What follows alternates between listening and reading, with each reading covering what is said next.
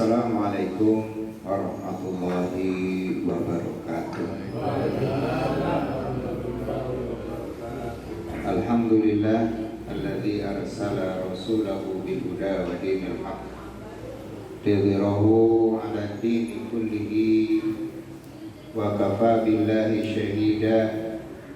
Asyhadu an la ilaha illallah la syarika lah wa asyhadu anna Muhammadan abduhu wa rasuluh alladzi la nabiyya ba'dah. Allahumma salli wa sallim ala Muhammadi wa ala alihi wa ashabi ajma'in wa man tabi'ahum bi ihsanin ila yaumiddin. Faqala ta'ala fi kitabihil karim, a'udzu billahi minasyaitonir rajim. Ya ayyuhalladzina amanu taqullaha haqqa tuqatih wa la tamutunna illa wa antum muslimun. Wa qala aidan ya ayyuhalladzina amanu taqullaha wa qulu qawlan sadida yuslih lakum a'malakum wa yaghfir lakum dhunubakum wa may yuti'illaha wa rasulahu faqad faza fawzan 'azima. Puji serta syukur kita panjatkan kehadirat Allah Subhanahu wa taala. Berkat rahmat dan karunia-Nya pada malam yang berbahagia ini kita dapat hadir bersama-sama untuk mengikuti pengajian rutin bulanan yang ke-423. Alhamdulillah. Pada kesempatan lalu saya mohon maaf tidak dapat hadir karena bertepatan dengan banjir ya, yang pada saat itu hujan mendadak ya. Jadi saya tidak dapat hadir sehingga tidak dapat mengisi pada pertemuan yang lalu. Kemudian perlu saya sampaikan juga bahwa saya pribadi telah mendapatkan karunia Allah Subhanahu wa taala beberapa bulan ini. Saya ucapkan alhamdulillah bi ni'matihi tatimmus shalihat, di mana sejak bulan Ramadan sampai akhir Agustus kemarin saya telah melaksanakan program pembangunan masjid dan madrasah, dan alhamdulillah sudah selesai dan digunakan. Alhamdulillah tidak ada hambatan apapun dalam perjalanan pembangunannya. Dan khusus bagi ibu-ibu, barangkali ada yang mau ikut aktif di sana, monggo setiap hari Jumat sore ba'da asar dari jam 4 sampai jam 5. Untuk bapak-bapak kami belum melaksanakan program karena memang masjidnya baru dibangun, jadi belum kami melaksanakan program untuk pengajian umum. Tetapi untuk remaja dan anak-anak alhamdulillah sudah berjalan. Untuk anak-anak yang adalah sore hari jam 4 sampai jam 5, kemudian untuk remaja ba'da isya. Itulah program yang kami laksanakan. Mudah-mudahan ini juga bagian dari dakwah kita semua. Bapak dan Ibu yang dimuliakan Allah Subhanahu wa taala, kita akan lanjutkan tafsir surat Al-A'raf yang pada malam ini kita akan masuk pada ayat yang ke-52. Pada ayat sebelumnya kita sudah berbicara bahwa nanti di akhirat antara penghuni surga dengan penghuni neraka itu akan saling panggil memanggil. Kata penghuni neraka, wahai penghuni surga. Dari penghuni surga dulu ya. Pada penghuni surga dulu. Penghuni surga mengatakan apa? Wahai penghuni neraka, sudahkah engkau mendapatkan apa yang telah dijanjikan Allah kepada kalian berupa siksaan neraka? Kemudian penghuni neraka menjawab, betul, kami telah mendapatkan apa yang telah dijanjikan Allah Subhanahu wa taala. Apa yang disebabkan orang-orang penghuni neraka itu dimasukkan ke dalamnya? Yang pertama Allah telah menyebutkan adalah orang-orang yang selalu menghalang-halangi manusia dari jalan Allah. Alladzina yasudduna an sabilillah. Mereka mengakui bahwa penyebab mereka masuk ke dalam neraka jahanam adalah menghalangi manusia dari jalan kebenaran. Ya, sekarang ini kan banyak upaya-upaya untuk menghalangi manusia ke jalan kebenaran. Menteri Agama kita sekarang ini sedikit-sedikit sama orang Islam itu radikal. Ini menjadi perkataan sehari-hari Menteri Agama kita. Jadi menuduh Islam ini sebagai radikalis. Nah, ini adalah masuk dalam kategori yasudduna an sabilillah. Mereka ingin menghalangi manusia untuk beribadah kepada Allah. Bahkan kemungkinan nanti masjid-masjid pun akan selalu dicurigai untuk kegiatan-kegiatan keagamaan. Ini masuk dalam kategori yasudduna an sabilillah, menghalangi manusia dari jalan Allah. Kemudian yang kedua, wa yabghunaha iwaja. Penyebab manusia dimasukkan ke dalam neraka jahanam adalah ingin membelokkan ajaran Islam dari ajaran yang benar kepada ajaran yang salah. Ajaran yang utamanya ditinggalkan, ajaran yang di luar itu yang dibesar-besarkan, itu yang dihidup-hidupkan.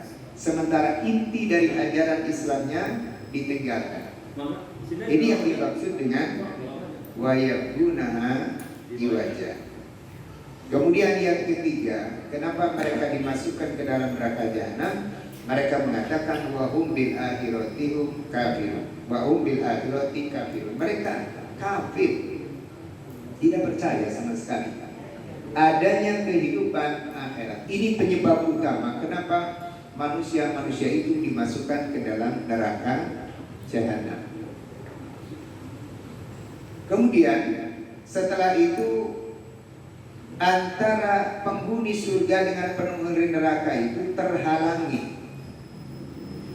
Disebutkan dalam Al-Quran wa bainahuma hijab, ada hijab, ada penghalang yang tidak bisa ditembus baik oleh penghuni surga ke neraka ataupun dari penghuni neraka ke surga. Tentu bagi penghuni surga tidak mau dong masuk neraka ya, nggak mau. Jangankan masuk gitu ya, mendekat pun nggak mau tentunya. Tetapi tentu bagi ahli neraka kepengen sekali mereka masuk ke dalam surga, tetapi mereka tidak dapat menembus karena ada hijab, kata Allah, ada dinding yang tembus pandang tetapi tidak bisa dilampaui oleh satu sama lain.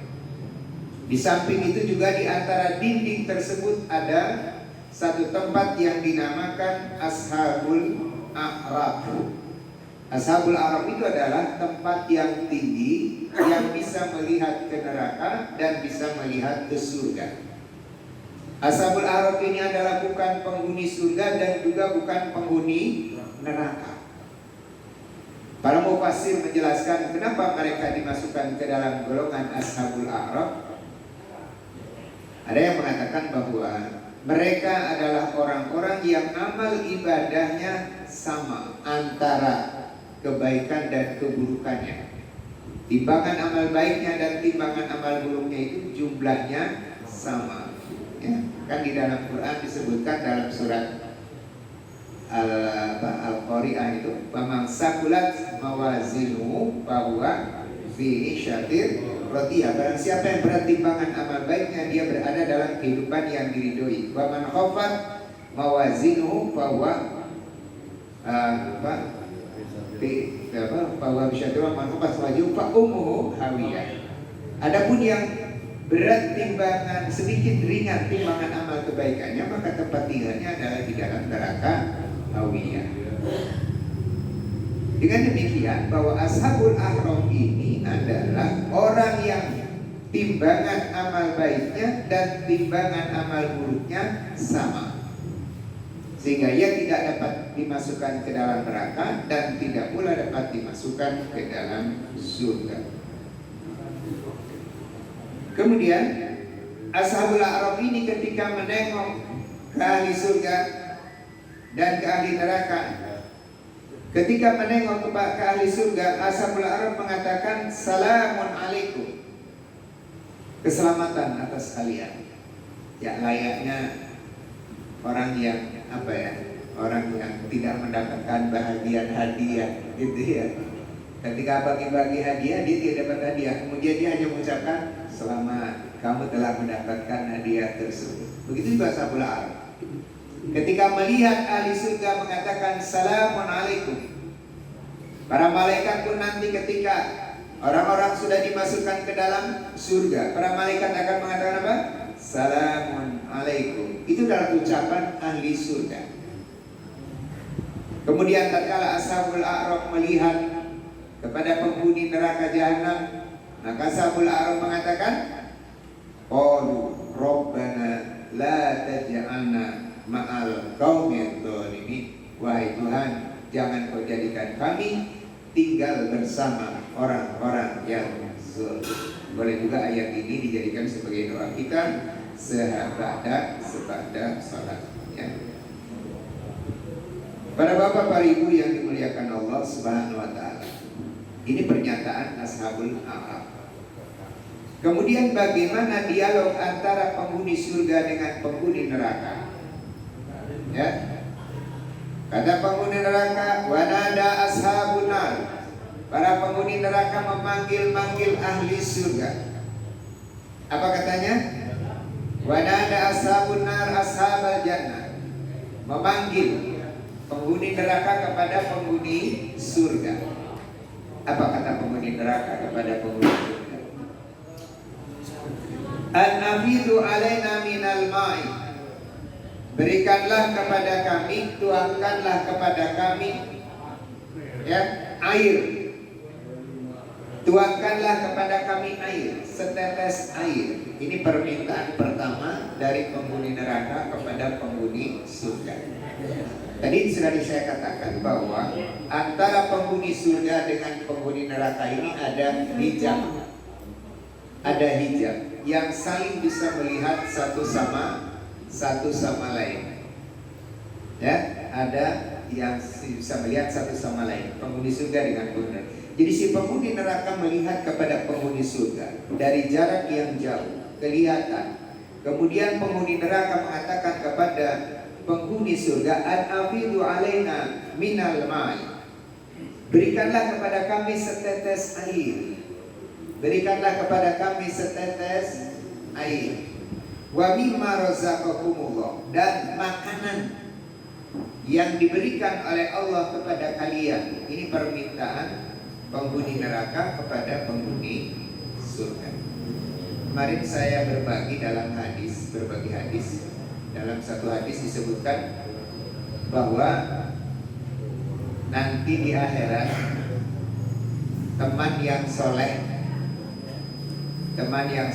yang kayak kita orang ini, mudah-mudahan nanti ada di antara kita yang masuk surga. Maka nanti dia akan meminta kepada Allah agar teman-teman yang lain yang belum masuk ke dalam surga itu dimasukkan ke dalam surga. Ini kalau kita punya temannya teman yang soleh, teman yang beriman.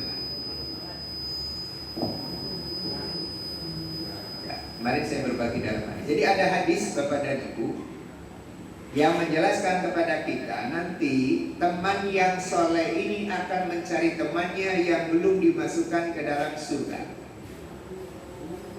Kemudian dia meminta bertemu dan ternyata temannya ada di neraka. Kemudian meminta kepada Allah agar teman yang di neraka itu dimasukkan ke dalam surga bersama. Makanya kalau Bapak dan Ibu bertemanlah dengan orang-orang yang beriman, bertemanlah dengan orang-orang yang bertakwa, bertemanlah dengan orang-orang yang baik. Jangan berteman dengan orang-orang yang durhaka. Karena berteman dengan orang durhaka itu akan membawa kita ke neraka juga.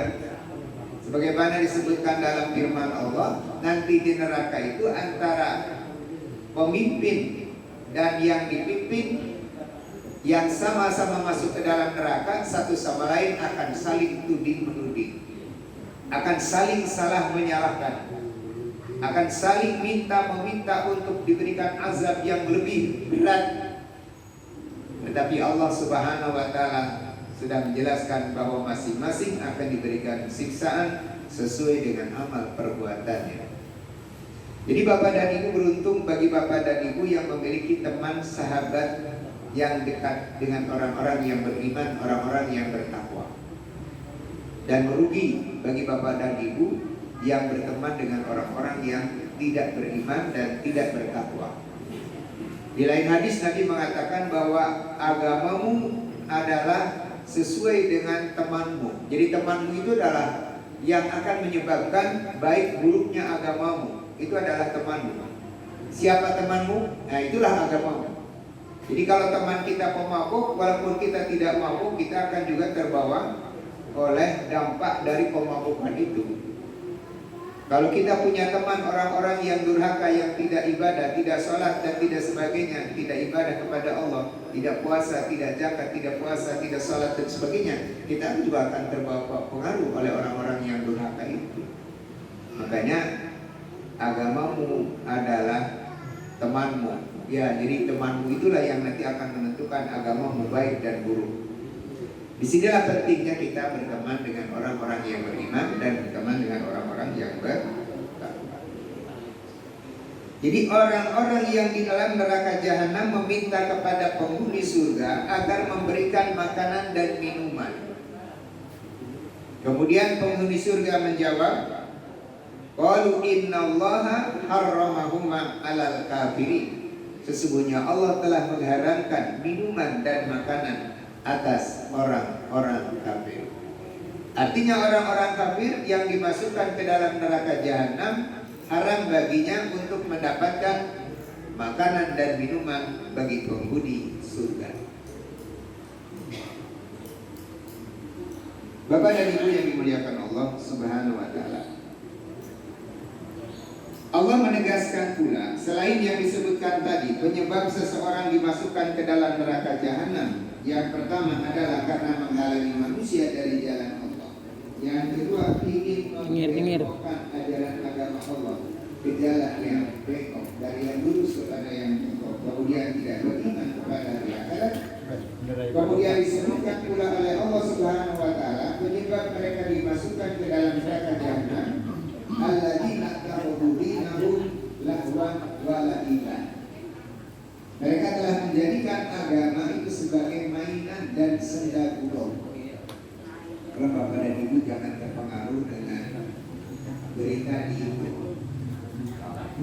Ada yang lagi viral, ada orang yang mengaku Islam kemudian murtad, ya, dan masuk kembali kepada agama Islam. Padahal sesungguhnya awalnya mereka juga Kristen.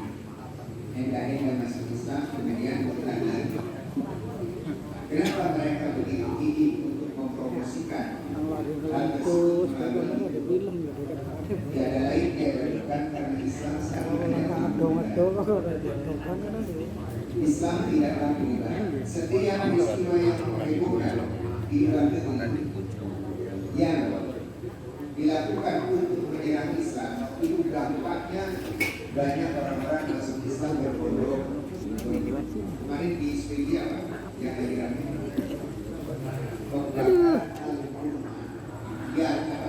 pendek sini.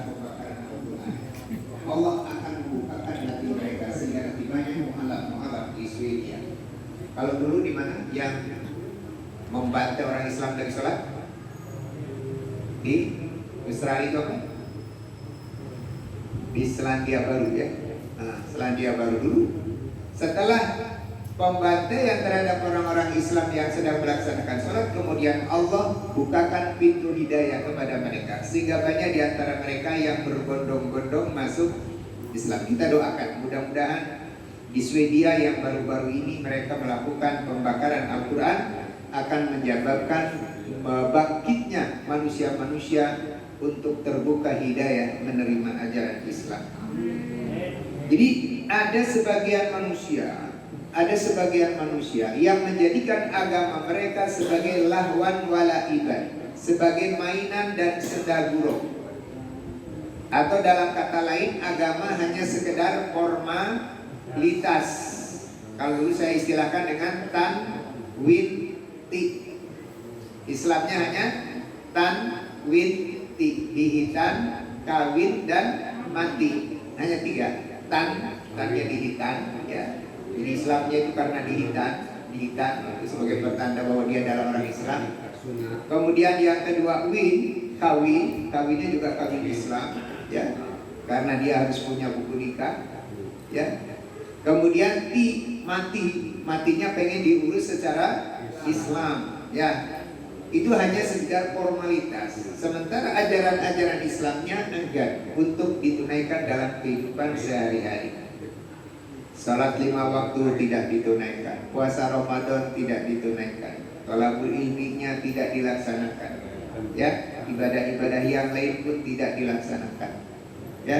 Tetapi mau mengaku dirinya sebagai muslim. Bahkan ada di antara mereka yang seakan-akan membela Islam, tapi dalam kenyataannya mereka adalah orang yang hobi terhadap Islam, orang yang tidak senang terhadap ajaran-ajaran Islam. Inilah yang terjadi saat ini di negara kita. Banyak orang-orang Islam tapi mereka takut, benci terhadap syariat Islam, terhadap ajaran-ajaran Islam, ya. Jadi yang pertama, mereka menjadikan agama mereka sebagai senda gurau. Wa gharrathumul hayatud dunya, dan mereka terpedaya oleh kesenangan kehidupan dunia. Segala sesuatu diukur dengan dunia.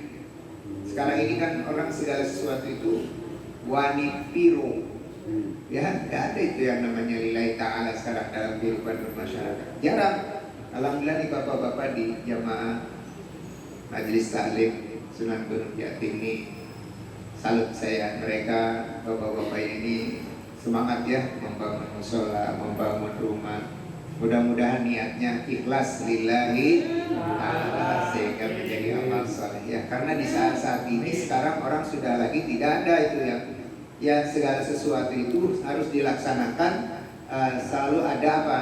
Imbalan, ya, selalu ada imbalan, ya. Jadi bukan mengharapkan ridha Allah Subhanahu wa taala, tetapi yang dihitung kira-kira wanipiro, seharinya berapa, mau bayar berapa. Alhamdulillah bapak-bapak yang ya sudah ikhlas rela ya membangun rumah, membangun musola, ya.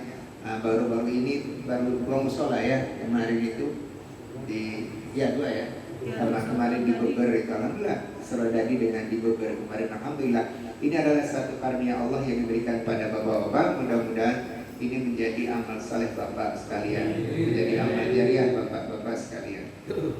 Jadi tolong bapak dan ibu, amal ibadah yang harus kita lakukan itu harus semata-mata karena Allah. Adapun imbalan nanti Allah yang akan beri kepada kita, ya.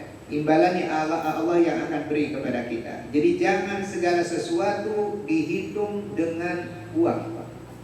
Kecil sekali ya, kecil sekali. Kemarin saya bagikan itu dialog dokter di mana itu, di Medan gitu ya, di Kip Endi, ya.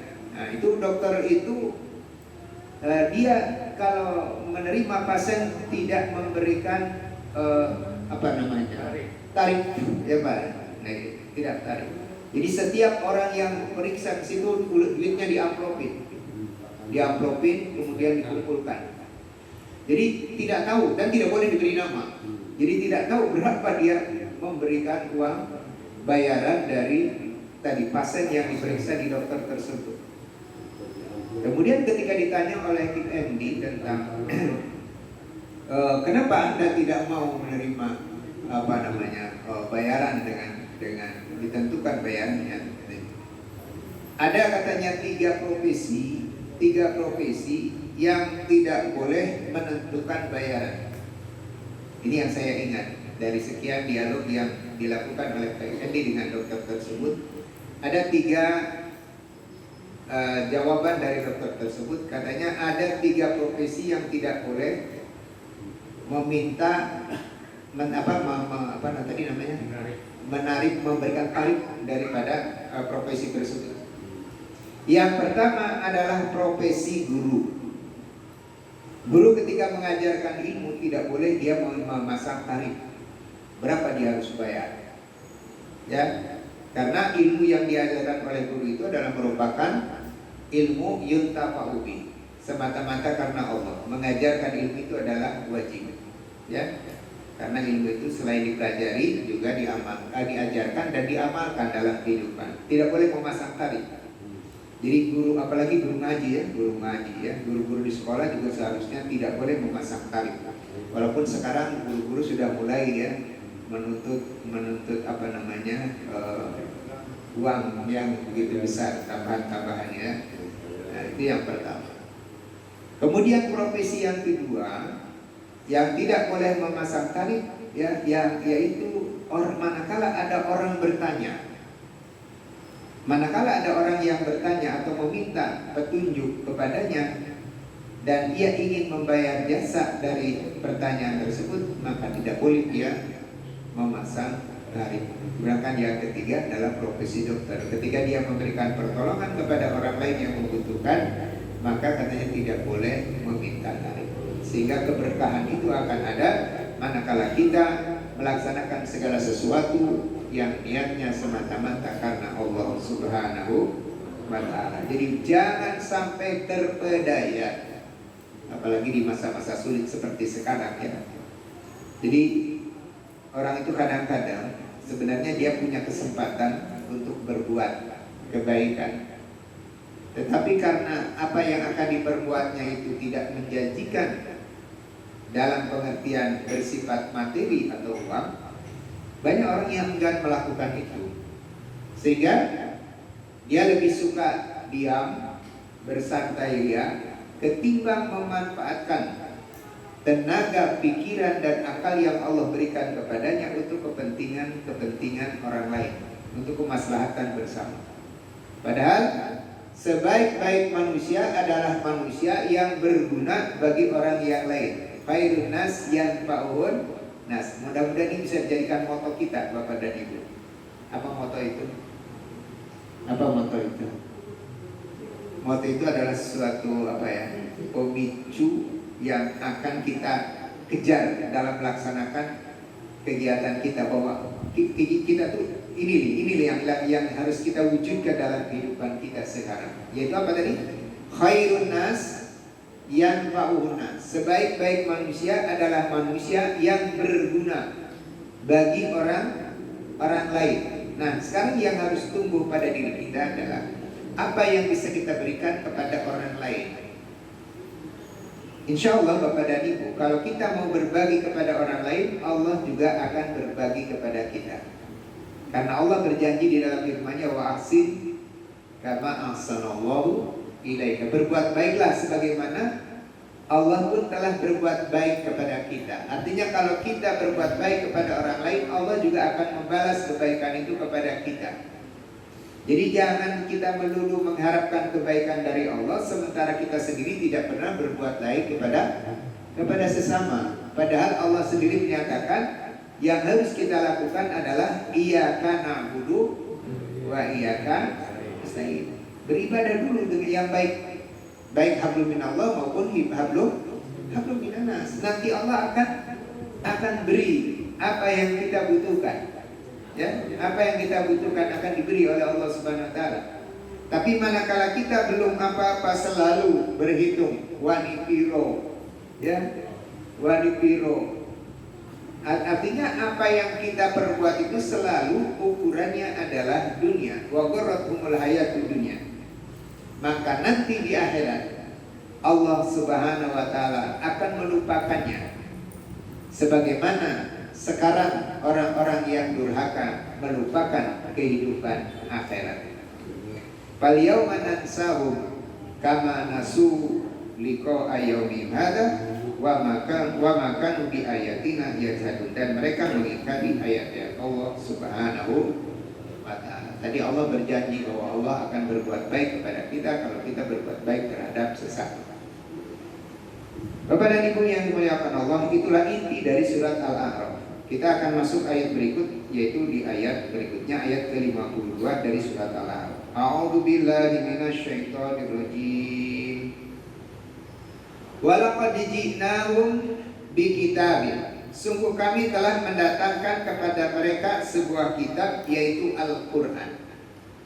Jadi Allah sudah memberikan kepada kita melalui Nabi Muhammad SAW, yaitu Al-Qur'an.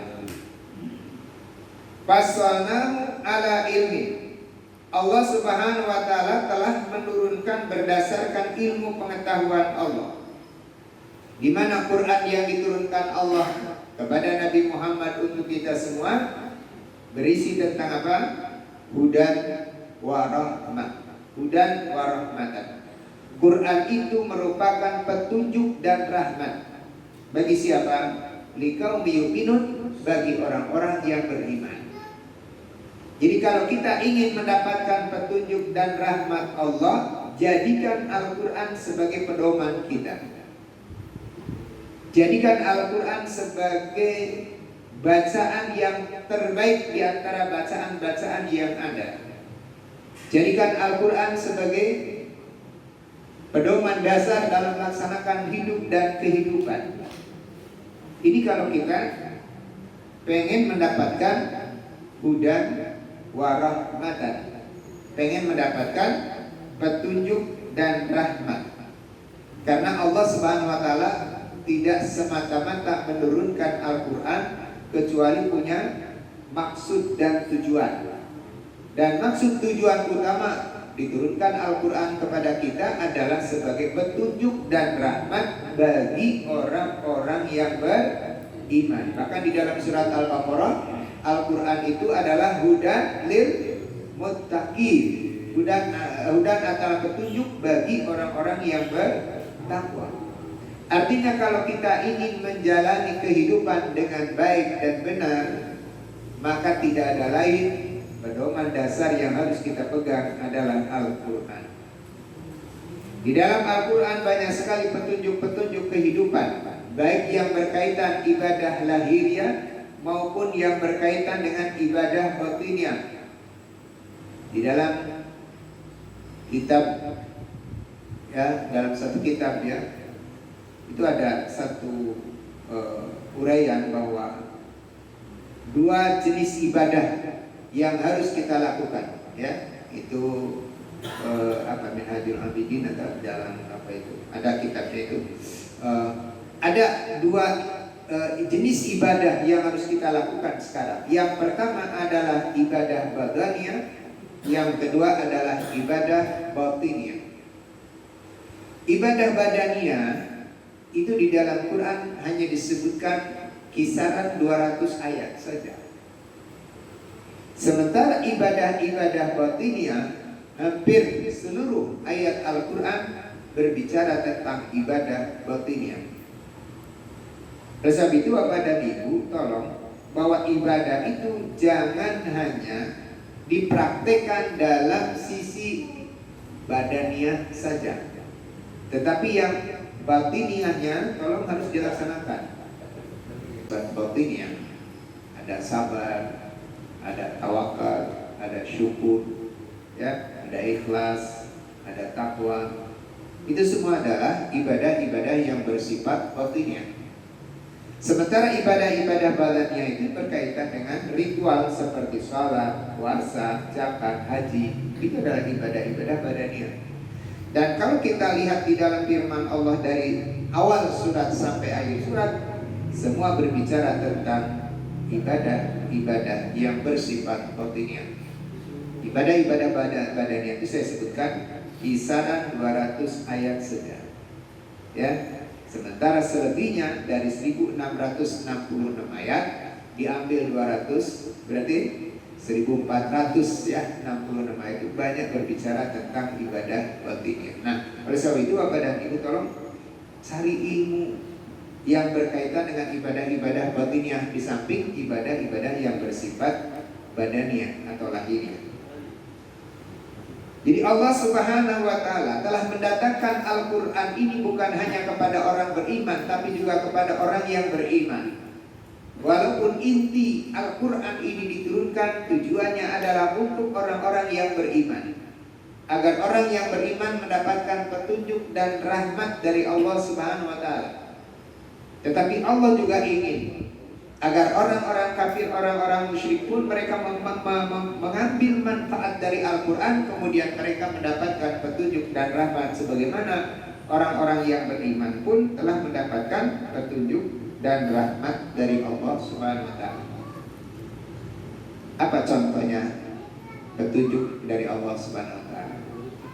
Salah satu ayat misalnya di dalam surat An-Nahl. Allah Subhanahu wa taala telah berfirman bahwa Allah telah menciptakan satu makhluk yang bernama lebah. Lebah ini dia tidak makan kecuali makan yang baik. Lebah tidak menempel pada satu tempat kecuali tempat yang baik. Dan lebah tidak mengeluarkan sesuatu kecuali sesuatu yang baik. Kemudian Allah menjelaskan bahwa dari lebah menghasilkan madu, dan madu ini terdiri dari berbagai macam warna, dan di dalam madu itu syifa'un, ada obat. Ini petunjuk dari Allah. Petunjuk dari Allah agar kita menjadikan madu sebagai obat. Syifa'un. Ya, di samping Quran juga sebagai syifa'un. Ya, di dalam surat Al-Isra disebutkan wa nunazzilu minal Qur'ani ma huwa syifa'un. Al-Quran ini sebagai syifa, sebagai obat, ya, bagi orang-orang yang menderita batinnya. Ya, banyak sekarang ini orang-orang yang secara lahiriah kelihatannya seperti kaya raya, sehat, tetapi batiniahnya tersiksa, tidak merasakan kedamaian. Batiniahnya dia sibuk dengan masalah-masalah duniawi, sibuk dengan urusan-urusan yang bersifat duniawi, sehingga hidupnya tidak tenang, hidupnya tidak nyaman. Ini berarti orang tersebut adalah orang yang sedang sakit jiwanya, orang yang sakit jiwanya seperti ini. Ini harus disembuhkan, dan untuk menyembuh dari penyakit-penyakit jiwa ini adalah Quran. Yaitu bacalah Al-Quran, pelajarilah Al-Quran, amalkanlah Al-Quran dalam kehidupan. Insya Allah penyakit-penyakit batin itu akan sirna dengan sendirinya. Bapak dan Ibu, kedamaian itu ada di mana sih sesungguhnya? Kebahagiaan itu ada di mana sih sesungguhnya? Ya. Kebahagiaan itu sederhana sesungguhnya. Ya, kesederhanaan, kemudian rimo atas karunia Allah Subhanahu wa taala, bahwa Allah telah memberikan sesuatu yang terbaik yang diberikan kepada kita. Itulah letak kebahagiaan yang sesungguhnya. Tetapi pernahkala kita merasa kurang, akhirnya tidak akan merasakan kebahagiaan, karena di situ tidak ada rasa syukur nikmat atas anugerah yang diberikan Allah kepada kita. Jadi orang yang merasa cukup, ya, di dalam hidupnya dia akan bahagia. Tapi orang yang kurang dalam hidupnya, dia akan merasakan kesengsaraan, ya, selamanya. Kembali kepada firman Allah tadi, bahwa Allah telah mendatangkan kepada mereka kitab Al-Quran, yang di dalam Al-Quran itu, ya, diturunkan oleh Allah berdasarkan ilmu. Artinya Allah memasukkan Al-Quran, menurunkan Al-Quran kepada Nabi SAW ini dengan ilmu Allah. Karena Al-Quran ini, Bapak dan Ibu, tidak disimpan di dalam otak. Al-Quran itu tersimpan di dalam hati. Makanya ketika Nabi SAW menerima Al-Quran dari malaikat Jibril, kemudian Nabi berusaha untuk menghafalkan karena takut lupa. Diingatkan oleh Allah Subhanahu wa taala. Dengarkan wahai Muhammad. Dengarkan ketika malaikat Jibril menyampaikan firman Allah, dengarkan. Urusan memasukkan Al-Quran itu ke dalam hati, ingat, itu urusan Allah. Allah lah yang akan memasukkan Quran itu ke dalam hati kita. Jadi dengan demikian tugas kita sekarang ini adalah membaca, mempelajari, mentadaburi Al-Quran. Adapun bagaimana Al-Quran itu bisa masuk ke dalam jiwa kita, itu bukan urusan kita, itu urusan Allah Subhanahu wa ta'ala. Karena kalau kita tidak, ya, berusaha semaksimal mungkin, ya, begitu juga tanpa ada pertolongan Allah, sulit kita untuk menerima kebenaran yang ada di dalam Al-Quran. Makanya saya ketika ingin menjelaskan tentang Al-Quran ini, yang pertama harus ada pada diri Bapak dan Ibu adalah keyakinan bahwa Quran itu adalah suatu kebenaran yang mutlak, yang datangnya dari Allah Subhanahu wa ta'ala. Jadi tidak ragu, tidak bimbang, iya tah, bener tah, kayak konon tah. Nah, itu berarti ragu itu. Jadi yang pertama sebelum kita mempelajari Al-Quran itu adalah keyakinan bahwa kebenaran yang mutlak ada pada Al-Quran. Itu dulu yang harus kita tanamkan pada diri kita. Kemudian kita baru mempelajari, mentadaburi. Nah, nanti dalam perjalanannya ada orang yang mentadaburi Al-Quran, kemudian dia mendapatkan petunjuk. Ada orang yang mentadaburi Al-Quran, kemudian dia justru sebaliknya menjadi orang yang ngawur, ngaco, gitu ya. Nah, makanya disinilah kita perlu memohon pertolongan kepada Allah agar Allah memberikan petunjuk pada kita melalui Al-Quran. Ada satu doa yang diajarkan oleh Nabi kepada kita manakala kita ingin mempelajari Al-Quran. Khusus bagi Bapak Ibu yang ingin mendalami Al-Quran, ini ada doa yang diajarkan Nabi kepada kita. Yang pertama, Allahumma alimnil kitab. Ya Allah, ajarkanlah kepadaku kitab. Silakan Bapak dan Ibu yang belum bisa ngaji, yang belum bisa baca Quran, berdoa kepada Allah, kemudian berikhtiar dengan mendatangi guru ngaji. Di saya, ibu-ibu, bapak-bapak, ini belajar Al-Quran itu dari abah lagi pakai ikro, dan mereka tidak mau. Ya, ibu-ibu yang sudah nenek-nenek belajar ikro lagi dan mereka mau tidak malu. Jadi kalau bapak-bapak ada yang masih malu-malu ingin belajar Al-Quran, atau ada yang mengatakan lah tua gak mungkin bisa, itu adalah satu pernyataan yang bodoh. Ya, pernyataan yang bodoh kalau ada orang mengatakan sudah tua gak mungkin bisa, sudah tell me, itu pernyataan yang bodoh itu. Karena Quran sendiri dalam surat Al-Qalam mengatakan walaqad yassarnal Qur'ana lidzikri. Sungguh kami telah menjadikan Quran itu mudah untuk diingat. Fahal min mudzakir, maukah kamu mengingat? Gitu kan? Maukah mengambil pelajaran dari Al-Quran?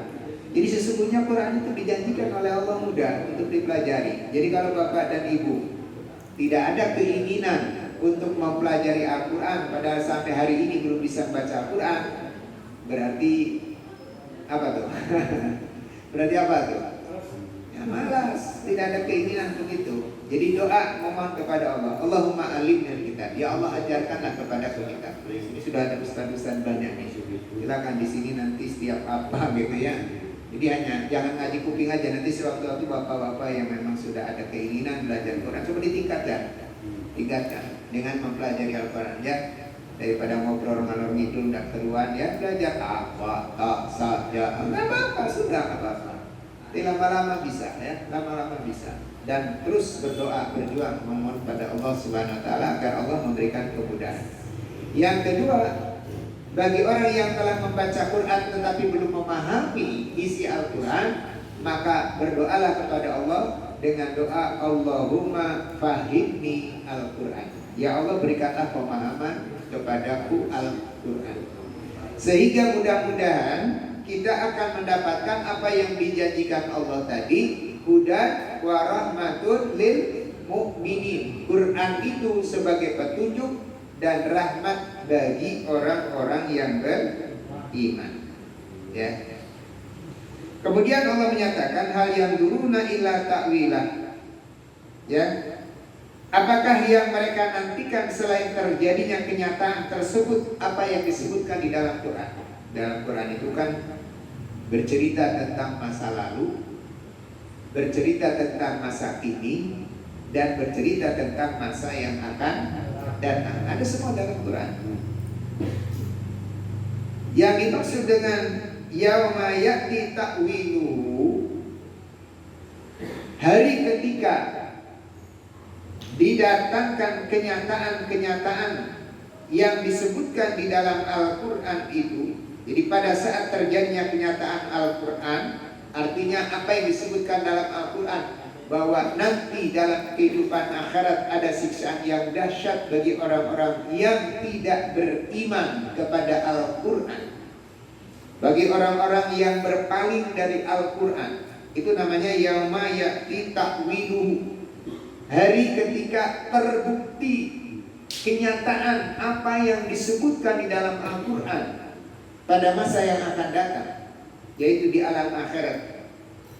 Yaqulul ladzina nasu, berkatalah orang-orang yang melupakan Al-Qur'an, min qablu, sebelumnya waktu mereka hidup di dunia.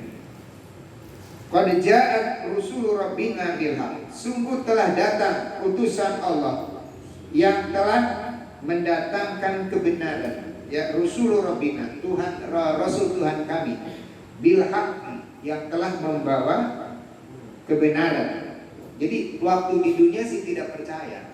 Sekarang ini banyak orang-orang yang tidak percaya dengan Al-Quran. Tetapi nanti setelah mereka melihat kenyataan dalam kehidupan akhirat, apa yang disebutkan dalam Al-Quran, mereka akan mengatakan, qad ja'at rusulu rabbina bil haq, sungguh telah datang rasul-rasul Tuhan kami dengan mendatangkan atau membawa yang hak atau kebenaran. Maka tidak heran Bapak Ibu ya, ketika Islam diintimidasi, kemudian banyak di antara mereka yang ingin mengetahui Islam yang sebenarnya. Dan hasilnya setelah mereka mengetahui Islam yang sebenarnya, lalu mereka menjadi orang yang mendapatkan petunjuk, masuk Islam ya. Jangan seperti siapa di kita dulu namanya, pegawai Kementerian Agama ya, sudah diprioritaskan naik haji, malah murtad lagi ya, lalu menjelek-jelekan Islam. Nah ini yang seperti ini yang nanti akan menyesal di akhirat nanti ya. Orang-orang yang seperti ini yang dia akan menyesal ya. Jadi orang-orang yang tidak percaya Al-Quran hari ini, apa yang disampaikan oleh Al-Quran pada hari ini tentang berita-berita yang akan terjadi nanti di alam akhirat, tatkala mereka nanti sudah kembali ke alam akhirat, melihat kenyataan apa yang disampaikan oleh Allah dalam Al-Quran, mereka diingatkan, yaqulul ladzina nasu min qabl qad ja'at rusul rabbina bil haq. Mereka mengakui kebenaran yang ada di dalam Al-Quran. Mereka mengakui kebenaran Rasul yang telah menyampaikan Al-Quran, yang menyampaikan Al-Quran. Kemudian pada saat itu muncullah penyesalan dari orang-orang musyrik, penyesalan dari orang-orang kafir. Apa katanya? Fahallana min syufa'a fayashfa'u lana.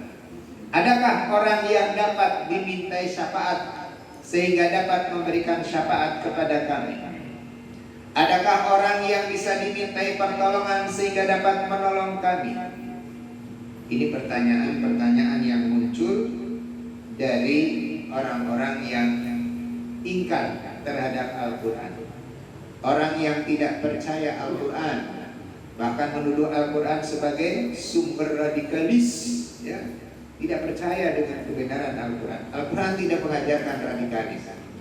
Al-Quran mengajarkan tentang rahmatan lil alamin, kasih sayang bagi alam semesta. Tidak ada itu. Silakan buka dalam Quran, ada nggak Islam mengajarkan radikalis? Tidak ada.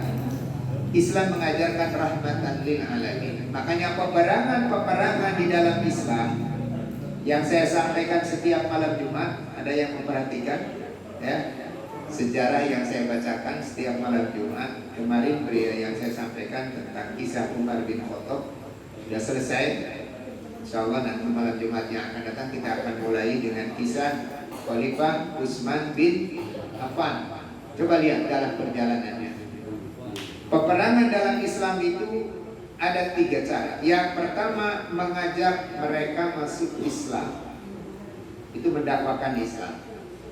Kalau tidak mau, mereka dilindungi, tidak diapa-apain, tapi mereka harus memberikan jizyah, jaminan keamanan kepada kaum muslimin. Tapi kalau ini juga tidak mau, baru mereka diperangi. Jadi peperangan dalam Islam itu adalah alternatif terakhir. Alternatif pertama adalah mengajak mereka dengan bijak masuk Islam. Yang kedua, mereka dilindungi, tetapi harus membayar jizyah, jaminan. Kemudian yang ketiga, baru peperangan. Itu yang dilakukan oleh Islam. Jadi tidak ada itu radikalis. Dari mana radikalis? Islam tidak disuruh menyerang pertama, tidak ada. Jadi dakwah dalam Islam itu mengajak mereka masuk Islam. Ud'u ila sabili rabbika bil hikmati wal mau'izatil hasanah. Ajaklah mereka ke jalan Tuhanmu dengan bijak dan dengan nasihat yang baik. Itu yang diperintahkan Allah dalam Al-Quran. Jadi tidak ada ajaklah manusia dengan perang, tidak ada itu. Tegakkanlah Islam dengan pedang, tidak ada itu. Tidak ada. Ajaklah manusia ke jalan Tuhanmu dengan hikmah dan bijaksana. Itu ajaran Al-Quran. Jadi Bapak dan Ibu, Al-Quran mengisahkan bagaimana penyesalan orang-orang yang tidak beriman kepada Al-Quran. Tolong ini diingatkan. Al-Quran mengisahkan bagaimana penyesalan orang-orang yang tidak beriman kepada Al-Quran. Termasuk bapak-bapak ibu-ibu yang tidak mau peduli dengan Quran, tidak mau belajar, tidak mau mendalami. Nanti nyesel di akhirat, sok aja nyesel. Mumpung masih ada kesempatan, jangan menjadi orang-orang yang menyesal di kemudian hari. Salah satu contoh penyesalan di dunia disebutkan dalam hadis-hadis yang berkaitan dengan alamatus sa'ah atau tanda kiamat. Nanti tatkala matahari sudah terbit dari barat, dikisahkan dalam hadis itu, orang-orang yang belum sholat ke masjid datang ke masjid. Orang yang tidak suka berjamaah pun datang sholat berjamaah ke masjid. Orang yang belum eling pun datang ke masjid untuk insaf eling. Tapi kata Allah, kata Nabi apa? Percuma. Tidak diterima. Percuma. Sudah tutup. Elingnya mereka, kesadaran mereka pada saat matahari sudah terbit dari barat tidak berguna, tidak berfaedah. Jadi bapak-bapak itu yang pertama. Yang kedua, ada penyesalan juga bagi orang yang tadinya belum beramal soleh, ingin beramal soleh, baru sadar dari kelalaiannya, itu pun tidak diterima. Disebutkan dalam Al-Quran, kenapa kamu tidak sadar dari dulu? Kenapa kamu tidak sadarnya dari dulu? Sekarang matahari terbit dari barat, baru kamu sadar. Jadi diingatkan oleh Allah. Nah, ini juga merupakan peringatan bagi kita. Jangan sampai kita nanti menyesal di akhirat karena tidak mempelajari Al-Quran dengan sungguh-sungguh. Karena kita tidak mau mendalami Al-Quran dengan sungguh-sungguh. Tolong Bapak dan Ibu, saya ingin mengingatkan ini. Jangan sampai nanti Bapak-bapak dan Ibu menjadi menyesal di kemudian hari. Terutama nanti saat menghadapi hisab di akhirat. Karena Bapak dan Ibu tidak sungguh-sungguh dalam menjalankan ajaran Islam. Jadi asal Islamnya itu hanya sekedar formalitas. Islamnya hanya sekedar tanwiti. Islamnya hanya ingin mengharapkan kesenangan kehidupan dunia. Tolong Bapak dan Ibu sadari ini. Sebelum datang hari yang pada saat itu tidak ada syafaat, tidak ada pertolongan kecuali dari Allah Subhanahu wa Ta'ala. Seperti yang dinyatakan bentuk penyesalan yang disampaikan oleh orang-orang kafir. Nah, ini kan berita yang akan datang. Ini ayat ini kan menceritakan berita yang akan datang. Ya, bukan sekarang, tapi berita yang akan datang. Allah mengisahkan nanti pada saat Allah memberikan keputusan di alam akhirat, yauma ya'ti ta'wilu. Ya. Jadi ketika hari di mana maksud dan tujuan ayat Al-Quran itu dijelaskan sekarang, ya, seperti tadi bentuknya siksaan, bentuknya ancaman, ya, atau bentuknya ganjaran kepada orang-orang yang bertakwa dan beriman, gitu ya. Orang-orang yang sekarang lupa, tidak mau mempelajari Al-Quran, tidak mau mendalami Al-Quran, tidak mau mengamalkan Al-Quran, mereka baru akan menyesal dengan mengatakan qad ja'at rusulu rabbina bil haqq. Sungguh telah datang kepada kami dulu waktu kami hidup di dunia Rasul Allah dengan membawa kebenaran. Lalu mereka mengatakan, apakah ada? Apakah masih ada orang yang dapat memberikan pertolongan, memberikan syafaat, memberikan pembelaan kepada kami? Ini pertanyaan yang muncul. Ya, pertanyaan yang muncul pada saat yaumul hisab. Adakah orang yang dapat memberikan syafaat, pertolongan kepada kami? Itu pertanyaannya. Sama ketika bapak dan ibu punya kasus dengan polisi, kemudian disidangkan. Kira-kira apa yang dicari? Disidangkan di pengadilan, apa yang dicari? Pengacara, pembela yang dapat membantu ya dalam persoalan-persoalan hukum yang sedang dijalaninya. Begitu juga nanti ketika kita diadili di alam akhirat, maka banyak orang-orang yang mencari adakah orang yang mau menolong kami, memberikan syafaat kepada kami. Atau penyesalan yang kedua yang disampaikan oleh orang-orang yang tidak beriman kepada Al-Quran hari ini, mereka mengatakan apa?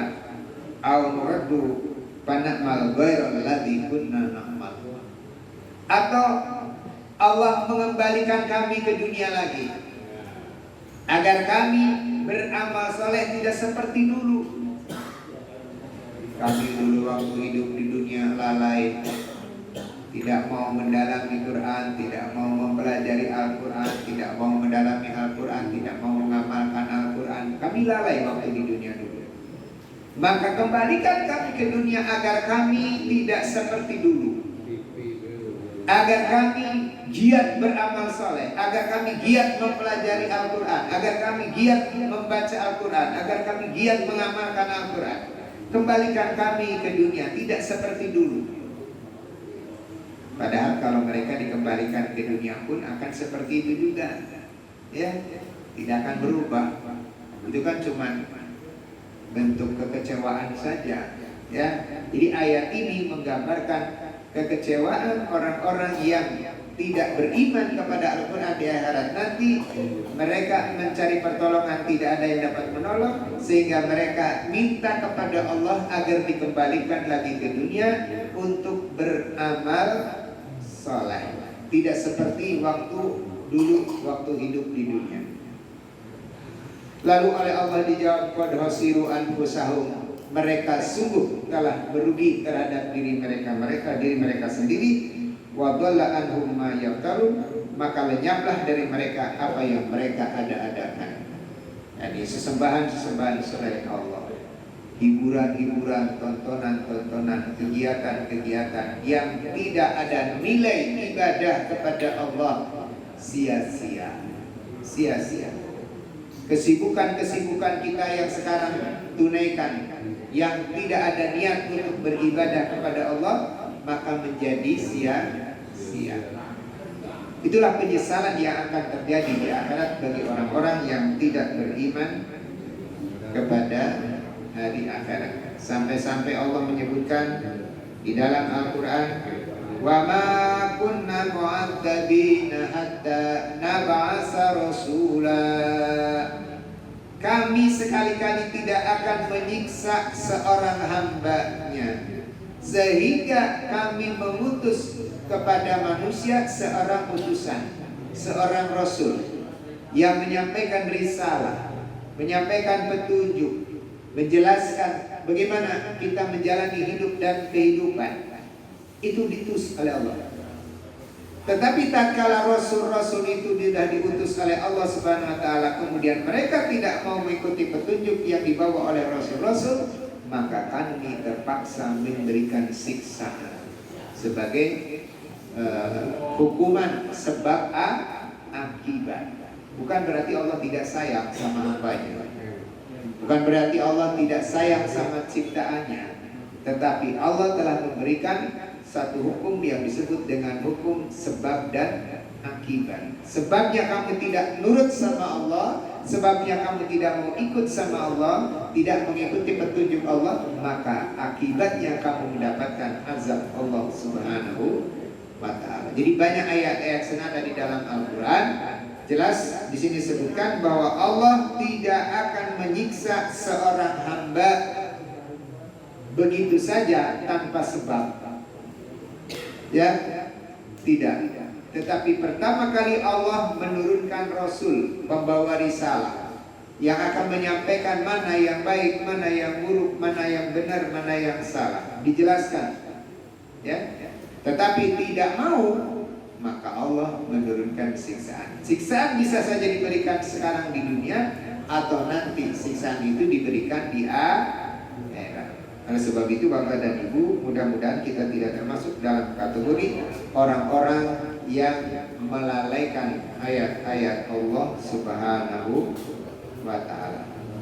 Karena tidak ada yang dapat menolong kita kecuali kita sendiri, ya. Jadi sekarang ini ya, mencari pertolongan, siap-siap ya, di samping mempersiapkan bekal, mempersiapkan penolong. Salah satu penolong kita apa? Al-Quran. Ya, Quran itu akan menjadi penolong, memberi syafaat. Ya, Iqra'ul Quran, kata Nabi, fa innahu ya'ti yaumil qiyamah syafi'un li ashabi. Bacalah Al-Quran, karena bacaan Al-Quran akan memberikan pertolongan kepada yang membacanya nanti pada hari kiamat. Jadi kalau Bapak dan Ibu ingin mendapatkan pertolongan dari Al-Quran, bacalah Al-Quran sekarang. Belum bisa baca, belajar. Tidak ada, ya, tidak ada orang yang bisa dari serat lahir bisa baca dan belajar dulu. Dan belajar bagi umat Islam itu minal mahdi ilalah, dari mulai ayunan sampai liang kubur. Tidak ada batasan umur dan usia. Jadi jangan malu-malu Bapak Ibu ya. Yang belum bisa ngaji, ayo daftar. Segera belajar ngaji ya. Silakan di sini nanti ada gurunya di saya. Ada ya? Ada, alhamdulillah ya. Saya itu nanti bisa bantu ya. Jangan malu-malu. Kalau tidak punya ikro, nanti saya belikan ikronya. Ya Pak, saya tak punya ikronya, kamu aja. Alhamdulillah di saya di masjid saya sekarang yang tidak punya ikro dibeli gratis sudah. Yang penting mau belajar ngaji, kasih ikro, udah. Kasih itunya, prestasinya juga, gitu ya. Biar nanti ada catatan ngaji hari ini sampai halaman berapa, sampai berapa, ya. Ayo, ya. Insya Allah nanti saya juga ada rencana di sana pada maghrib bagi yang nanti Bapak Ibu bisa ikut di sana. Kalau memang malu di sini, silakan di saya ada nanti. Nanti saya mau ngadain juga pada maghrib untuk bapak-bapak. Terus kalau ibu sudah berjalan, ibu sudah berjalan ya. Saya lagi nyari gurunya buat habis maghrib ini untuk bapak-bapak yang mau belajar Iqra. Monggo nanti saya akan membuka kesempatan pada maghrib ya. Jadi Bapak dan Ibu, itu maksud ayat yang kita sampaikan dari surat Al-A'raf ayat 52 dan 53. Kesimpulan dari apa yang saya sampaikan tadi, yang pertama, bahwa Al-Quran telah diturunkan kepada kita sebagai petunjuk dan rahmat bagi orang beriman, dan juga Al-Quran telah diturunkan ke dunia untuk disampaikan kepada segenap umat manusia, baik yang mukmin maupun yang kafir ataupun yang musyrik. Supaya apa? Supaya mereka nanti tidak menyesal di kemudian hari. Ya, makanya Allah sendiri menyuruh, sampaikanlah Al-Quran kepada mereka. Itu disuruh Bapak Ibu ya, sampaikanlah Al-Quran kepada mereka. Yang dimaksud pada orang musyrik, orang kafir, sampaikan, jangan apa ya, ogah-ogah atau jangan apa ya, sungkan gitu ya. Biasanya kita kan sungkan. Yang menyebabkan sungkan biasanya apa? Apa biasanya yang suka menyebabkan kita tidak mau menyampaikan itu? Ada apa ya? Perasaan apa ya? Gitu. Kalau orang Sunda itu apa ya? Rasa rumasa gitu kadang-kadang. Itu yang suka menghalangi kita untuk menyampaikan Al-Quran kepada mereka. Ya. Padahal Al-Quran Allah sendiri menyebutkan dalam firman-Nya, sampaikanlah Al-Quran kepada mereka. Ya, mari Bapak dan Ibu, tidak ada istilah terlambat untuk kembali mempelajari Al-Quran. Jadi karena Al-Quran ini sudah diturunkan baik untuk orang mukmin maupun orang musyrik, orang kafir, kemudian nanti masing-masing mereka akan mengambil pelajaran dari Al-Quran tersebut. Bagi orang-orang yang beriman, tentu mereka akan mendapatkan petunjuk dan rahmat. Sementara bagi orang-orang musyrik, mereka nanti akan menyesal pada hari kiamat. Pada saat terbukti apa yang disebutkan dalam Al-Quran, mereka akan menyesal terhadap dirinya sendiri dengan menyatakan yakin bahwa telah diutus seorang Rasul yang menyampaikan petunjuk, yaitu Al-Quran. Kemudian mereka juga mencari pertolongan, tapi tidak ada yang dapat menolong. Kemudian mereka juga minta kembali ke dunia, tapi tidak mungkin karena mereka sudah mati. Tidak ada orang mati kembali lagi ke dunia. Sehingga mereka termasuk dalam golongan orang-orang yang merugi terhadap dirinya sendiri dan sia-sia apa yang telah mereka perbuat selama ini di dunia. Kebaikan-kebaikan yang mereka perbuat tidak berarti. Siksaan demi siksaan yang akan dihadapi pada saat itu, tidak ada seorang penolong pun, tidak ada seorang pemberi syafaat pun. Oleh sebab itu, mari Bapak dan Ibu, mumpung masih ada kesempatan, saya mengajak Bapak dan Ibu ya, ayo kita belajar tadabburi Al-Quran, kita dalami Al-Quran, kita amalkan Al-Quran dalam kehidupan. Insya Allah kita akan didorong oleh Al-Quran ya.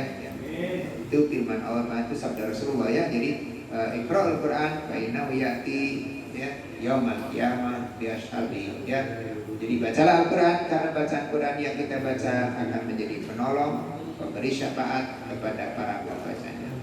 Mari kita mohon pada Allah Subhanahu wa taala, mudah-mudahan Allah senantiasa memberikan petunjuk pada kita semua berupa taufik dan hidayah, agar kita dibimbing dengan taufik hidayahnya menuju jalan yang lurus, jalan yang diridhoi oleh Allah Subhanahu wa taala. A'udzubillahi minasyaitonir rajim. Bismillahirrahmanirrahim. Alhamdulillahirabbil alamin, hamdan syakirin, hamdan na'imin, hamdan rabbina wa yukafi'u mazidah. Ya Rabbana lakal hamdu kama yanbaghi li jalali wajhikal karim wa 'azimi sultanik. Allahumma shalli ala Muhammad wa ala ali Muhammad. Allahumma rabbana taqabbal minna innaka antas samiul alim wa tub 'alaina innaka antat tawwabur rahim. Rabbana afrigh 'alaina sabra wa tsabbit aqdamana wa ansurna 'alal qawmil kafirin. Allahumma inna nas'aluka ridhaka wal jannah wa na'udzubika min sakhatika wan nar. Allahumma inna na'udzubika min ilmin la yanfa' wa na'udzubika min qalbin la yakhsha wa na'udzubika min du'ain la yasma'. Rabbana ighfir lana dhunubana wa li ikhwanina alladhina sabaquna bil iman wa la taj'al fi qulubina ghillan lil ladzina amanu rabbana innaka ra'ufur rahim. Rabbana srif 'anna 'adzaba jahannam inna 'adzabaha kana gharama. Rabbana hab lana min azwajina wa dhurriyyatina qurrata a'yunin waj'alna lil muttaqina imama. Allahumma hdina wa qawmina fa innahum la ya'lamun. Allahumma hdina wa qawmina fa innahum la ya'lamun. Allahumma hdina wa qawmina fa innahum la ya'lamun. Allahumma ansuril Islam wal muslimin. Allahumma ansuril Islam wal muslimin. Allahumma ansuril Islam wal muslimin wa adhil syirka wal musyrikin wa dammir a'da'ana wa a'da'ad-din wa ahlil kuffar wal musyrikin. Rabbana la tuzigh qulubana ba'da idh hadaytana wa hab lana min ladunka rahmatan innaka antal wahhab. Rabbana atina fid dunya hasanah wa fil akhirati hasanah wa qina adzabannar wa qina adzabannar wa qina adzabannar wa adkhilna jannata ma'al abrar ya aziz ya ghaffar ya rabbal alamin. Wa sallallahu ala khairil Muhammadin nabiyyi wa ala alihi wa ashabihi ajmain. Subhana rabbika rabbil izzati amma yasifun wa salamun alal mursalin walhamdulillahi rabbil alamin. Amin ya rabbal alamin. Terima kasih, mohon maaf manakala dalam penyampaian ada hal-hal yang berkenan. Sekali lagi mohon maaf yang sebesar-besarnya. Billahi taufiq wal hidayah. Assalamualaikum warahmatullahi wabarakatuh.